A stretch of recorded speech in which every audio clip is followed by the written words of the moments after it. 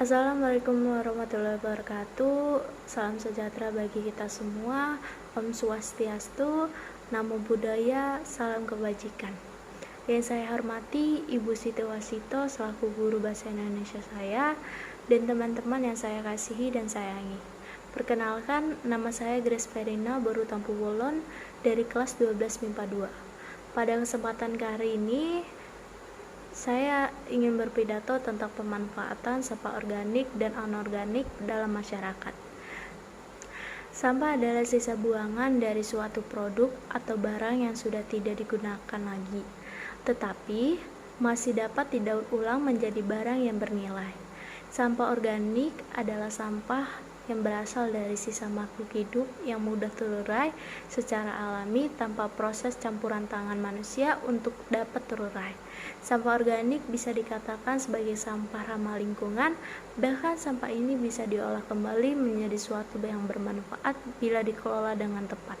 Tetapi, sampah bila tidak dikelola dengan benar akan menimbulkan penyakit dan bau yang kurang sedap, hasil dari pembusukan sampah organik yang cepat. Sampah anorganik adalah sampah yang sudah tidak dipakai lagi dan sulit terurai. Sampah anorganik yang tertimbun di tanah dapat menyebabkan pencemaran tanah karena sampah anorganik tergolong zat yang sulit terurai dan sampah itu akan tertimbun dalam tanah dalam waktu yang lama. Ini menyebabkan kerusaknya lapisan tanah. Permasalahan sampah seringkali dianggap sebagai sesuatu yang mengganggu manusia dan kehidupannya. Permasalahan ini terjadi hampir di setiap tempat, terutama di kota-kota besar. Saat ini tidak dapat dipungkiri lagi bahwa volume sampah semakin hari semakin banyak. Sayangnya, penumpukan sampah ini masih kurang mendapat perhatian sehingga sulit untuk dapat dikendalikan atau ditanggulangi. Masalah sampah memang tidak ada habisnya, karena selama masih ada kehidupan, sampah akan terus diproduksi seiring dengan kebutuhan dan pertambahan jumlah manusia. Berdasarkan permasalahan tersebut, ternyata ada keterkaitan antara sampah dan sampah masyarakat. Lalu bagaimana solusi yang tepat untuk menanggulanginya? Kawan-kawan yang berbahagia, kita dapat melakukan dari hal yang kecil. Di antaranya adalah dengan tidak membuang sampah sembarangan, lalu memisahkan antara sampah organik dan anorganik. Kemudian kita bisa membentuk suatu perkumpulan atau organisasi yang berfokus untuk mendapatkan sampah, memanfaatkan sampah. Sampah organik bisa kita dijadikan pupuk sementara, beberapa contoh anorganik yang bisa dimanfaatkan menjadi barang yang berguna seperti kerajinan tangan. Melalui kegiatan inilah sekiranya peran masyarakat yang tidak produktif dapat kita mainkan dengan cara memberikan penyuluhan dan pelatihan skill untuk mengolah sampah di daerah sekitar secara kesinambungan. Berdasarkan jenisnya, sampah organik dapat dibedakan menjadi dua, di antara lain sampah organik basah dan kering. Sampah organik basah. Sampah organik basah adalah sampah organik yang banyak mengandung air. Sampah organik basah contohnya adalah sisa sayur, kulit pisang, buah yang busuk, kulit bawang, dan sejenisnya. Inilah yang saya katakan bahwa sampah organik dapat menimbulkan bau tidak sedap karena kandungan air tinggi yang menyebabkan sampah ini menjadi cepat membusuk.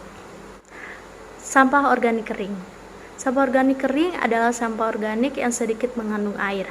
Contoh, sampah organik misalnya kayu, ranting pohon, dan daun-daunan kering. Kebanyakan sampah organik sulit diolah kembali, jadi lebih sering dibakar untuk memusnahkannya. Contoh sampah anorganik. Contoh sampah anorganik adalah plastik botol atau kaleng minuman, kresek dan bekas besi,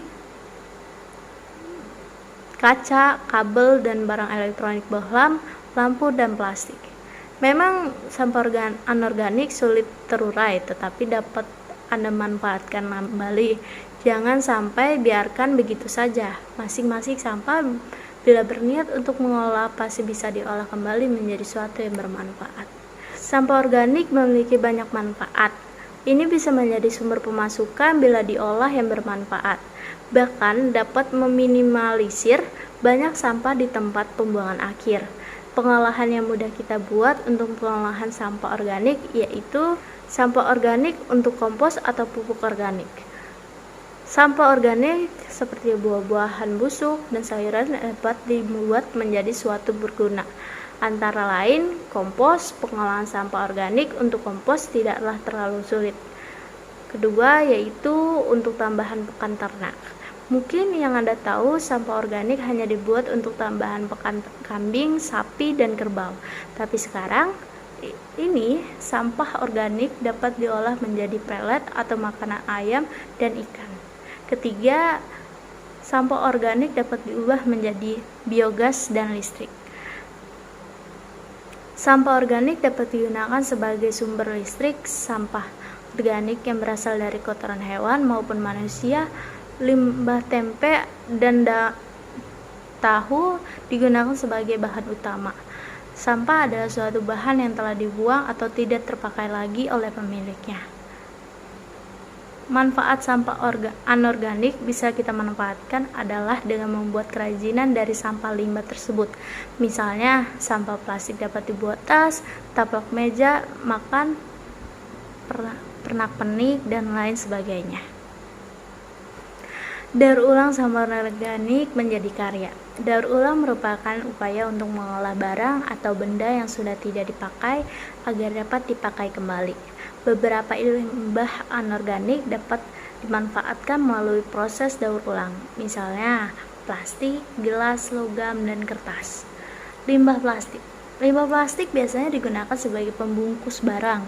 Plastik juga digunakan sebagai perabotan rumah tangga seperti ember, piring, gelas, dan lain sebagainya.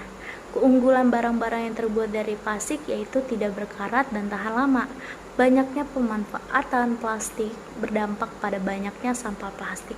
Padahal, untuk hancur secara alami jika dikubur dalam tanah memerlukan waktu yang sangat lama. Jadi, kawan-kawan yang berbahagia, cobalah kalian kubur sampah plastik selama beberapa bulan. Kemudian gali lagi, penutup tanahnya dapat dipastikan bahwa plastik tersebut akan tetap utuh. Karena itu, upaya yang dapat dilakukan adalah memanfaatkan limbah plastik untuk didaur ulang menjadi barang yang sama. Fungsinya dengan fungsi semula maupun digunakan untuk fungsi yang berbeda. Misalnya, ember plastik bekas dapat didaur ulang menjadi hasil daur ulangnya setelah dihancurkan dapat berupa ember kembali dan dibuat produk lain seperti sendok plastik, tempat sampah, atau pot bunga. Plastik dari bekas makanan ringan atau sabun deterjen dapat didaur ulang menjadi kerajinan, misalnya kantong, dompet, tas laptop, tas banja, sendal, atau payung. Botol bekas minuman bisa dimanfaatkan untuk membuat mainan anak-anak, sedotan minum, dan dapat dibuat menjadi bunga-bunga, bingkai foto, taplak meja, hiasan dinding, atau hiasan-hiasan lainnya. Limbah logam. Sampah atau limbah dari bahan logam seperti besi, kaleng, aluminium, timah, dan lain sebagainya dapat dengan mudah ditemukan di lingkungan sekitar kita. Sampah dari bahan kaleng biasanya yang paling banyak kita temukan dan yang paling mudah kita manfaatkan menjadi barang yang lain yang bermanfaat. Sampah dari bahan kaleng dapat dijadikan berbagai jenis barang, kerajinan yang bermanfaat. Berbagai jenis yang dapat dihasilkan dari limbah kaleng diantaranya tempat sampah, vas bunga, gantungan kunci, celengan, gift box, dan lain sebagainya. Limbah gelas atau kaca. Limbah gelas atau kaca yang sudah pecah dapat didaur ulang menjadi barang-barang sama seperti barang semula atau menjadi barang lain seperti botol yang baru, vas bunga, cenderamata, atau hiasan-hiasan lainnya yang mempunyai nilai artistik dan ekonomis. Limbah kertas. Sampah kertas kelihatannya memang mudah hancur dan tidak berbahaya seperti sampah plastik. Namun, walau bagaimanapun, yang namanya sampah pasti menimbulkan masalah jika kita berserakan begitu saja. Sampah dari kertas dapat didaur ulang baik secara langsung ataupun tak langsung. Secara langsung, artinya kertas tersebut langsung dibuat kerajinan atau barang yang berguna lainnya. Sedangkan secara tak langsung, artinya kertas tersebut dapat dilebur terlebih dahulu menjadi kertas bubur, kemudian dibuat berbagai kerajinan. Hasil daur ulang kertas dapat banyak sekali ragamnya, seperti kotak hiasan, sampul buku, bingkai foto, tempat pensil, dan lain sebagainya. Proses atau tahapan daur ulang. Berikut yang akan saya sampaikan yaitu tahap-tahap dari kegiatan daur ulang yang dapat dilakukan. Pertama, mengumpulkan, yaitu mencari barang-barang yang telah dibuang seperti kertas, botol, air mineral, jus susu, kaleng, dan lainnya. Kedua, memilah, yaitu mengelompokkan sampah yang telah dikumpulkan berdasarkan jenisnya, seperti kaca, kertas, dan plastik. Ketiga, menggunakan kembali. Setelah dipilah, carilah barang yang masih bisa digunakan kembali secara langsung, bersihkan terlebih dahulu sebelum digunakan. Keempat, mengirim.